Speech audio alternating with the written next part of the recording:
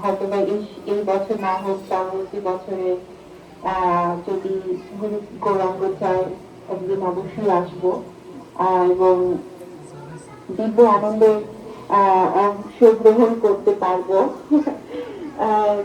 তো আসলে যেটা বলতে চাচ্ছিলাম যে মহাপ্রভুর যে শিক্ষা বড় কৃষ্ণ ভজ কৃষ্ণ কর কৃষ্ণ শিক্ষা, বড় কৃষ্ণ মানে হচ্ছে যে হরিনাম জপ আমাদের কি করতে হবে, 16 মালা জপ করতে হবে আমাদের, মানে অপরাধ মুক্ত হয়ে অপরাধ শূন্য ভাবে আমাদের জপ করতে হবে, নিরন্তর জপ করতে হবে।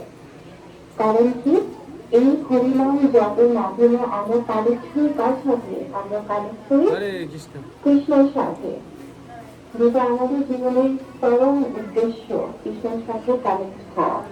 তো আমরা কিভাবে হতে পারি, আমাদের অবশ্যই হরিনাম জপ করতে হবে। কত মালা জপ করতে হবে? অ্যাটলিস্ট 16